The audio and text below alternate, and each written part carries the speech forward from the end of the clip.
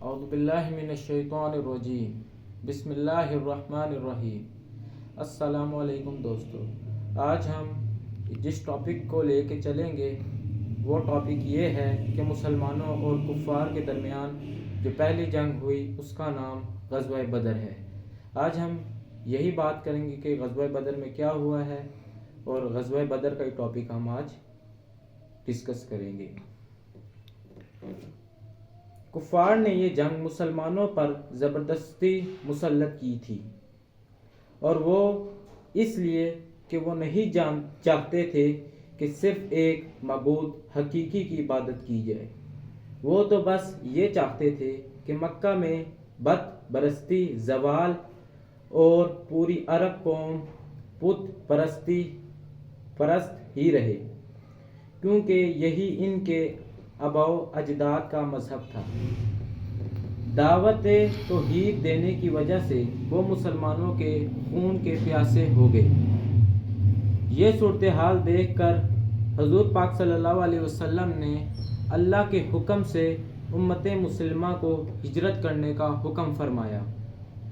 چنانچہ مکہ کے تمام مسلمان ہجرت کر کے مدینہ پہنچ گئے۔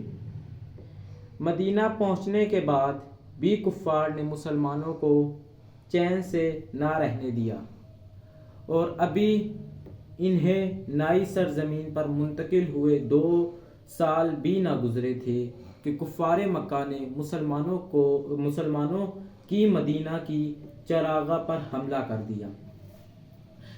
حضرت انس رضی اللہ تعالیٰ عنہ کا بیان ہے کہ حضرت محمد صلی اللہ علیہ وسلم نے لوگوں کو جنگ کے لیے تیار کیا۔ تاریخی روایت کے مطابق مسلمانوں کا مختصر سا قافلہ جس کی کل تعداد 313 تھی، ان میں انصار اور مہاجر سب شامل تھے، اور قبائل میں اوس بھی شامل تھے۔ اس قافلے کے ساتھ 60 اونٹ، 3 گھوڑے اور چند تلواریں تھیں، جبکہ دشمن کی تعداد 1000 نفوس پر مشتمل تھی، اور وہ ہر طرح سے لیس تھے۔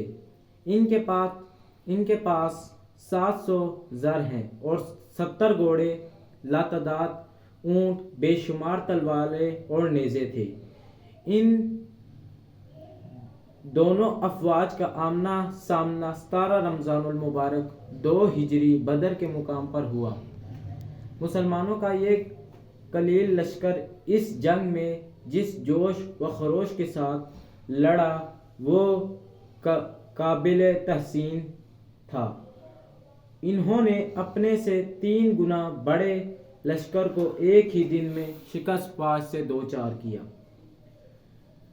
اس جنگ میں جہاں بڑے اپنا جوش اور ولولہ دکھا رہے تھے، وہیں جو ان کے بچے بھی ان سے کسی طرح پیچھے نہ تھے۔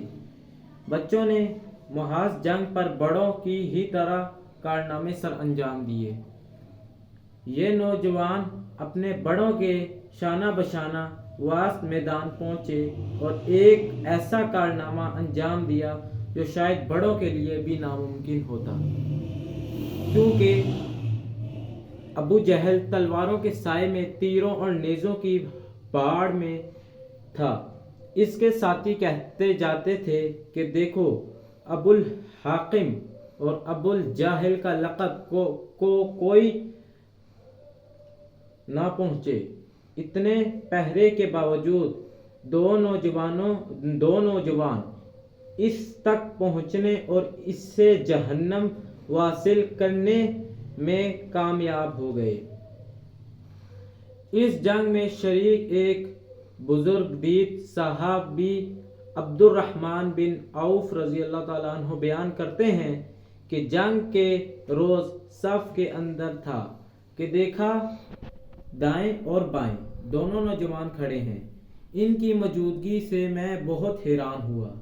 اتنے میں ایک نوجوان نے دوسرے سے چھپتے ہوئے مجھ سے آہستہ سے پوچھا، چچا جان ابو جہل کہاں ہے؟ میں نے کہا کہ تمہیں ابو جہل سے کیا لینا ہے؟ اس نے کہا کہ مجھے معلوم ہوا ہے کہ ابو جہل حضور پاک صلی اللہ علیہ وسلم کو گولیاں دیتا ہے۔ اس ذات کی قسم اگر میں اسے دیکھ لیا تو اسے زندہ نہیں چھوڑوں گا، خواہ اس میں میری جان ہی چلی جائے۔ مجھے اس نوجوانوں کی بات پر تعجب ہوا۔ ابھی چند لمحے گزرے ہوں گے کہ دوسرے نوجوانوں نے بھی اسی انداز سے پوچھا۔ میری نظریں میدان کارساز ہی پر مرکوز تھیں کہ اچانک مجھے ابو جہل نظر آیا۔ میں نے ان نوجوانوں سے مخاطب ہو کر کہا، وہ رہا دشمن اسلام اور تمہارا شکار۔ یہ دیکھتے ہی ان دونوں نے شیر کی طرح اس پر حملہ کر دیا، پھر اسے خون میں لت پت چھوڑ اور حضرت محمد صلی اللہ علیہ وسلم کی خدمت اقدس میں حاضر ہو کر میدان جنگ کا واقعہ بیان کیا۔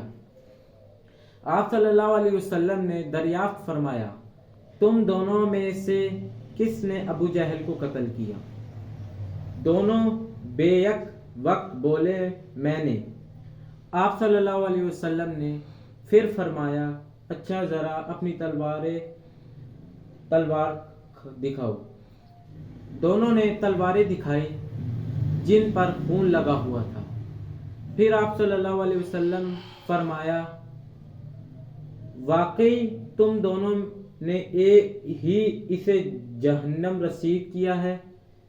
تاریخ اسلام اور کتاب احادیث میں دونوں بچوں کا نام معاذ بن عمر و بن جموع اور معاذ بن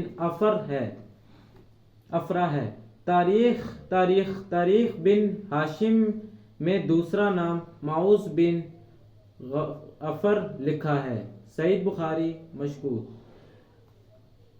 ابن اسحاق بیان کرتے ہیں کہ معاذ بن عمر کہتے ہیں کہ ابو جہل کو میں نے نشانے پر لیا، اس کی بھانڈلی کا نشانہ لے کر 2 ٹکڑے کیے، ایک حصہ دور جا کر گرا، اور ادھر میں نے ابو جہل کی ٹانگ کاٹی، ادھر ان کے بیٹے اکرم نے میرے بازو کاٹا جو چمڑی سے لٹک کر رہ گیا تھا، لیکن میں اسی طرح محاذ جنگ پر ڈٹا رہا۔ آخر جب تکلیف بڑھی تو میں نے اس بازو کو زمین پر رکھا اور ایک ٹانگ سے دبا کر دوسرے ہاتھ سے زوردار جھٹکا لیا، جس کی وجہ سے وہ بازو میرے جسم سے الگ ہو گیا اور تکلیف میں کمی ہو گئی۔ اس کے بعد معوذ کے پاس پہنچا اور کاری ضربیں لگا، اسے نیم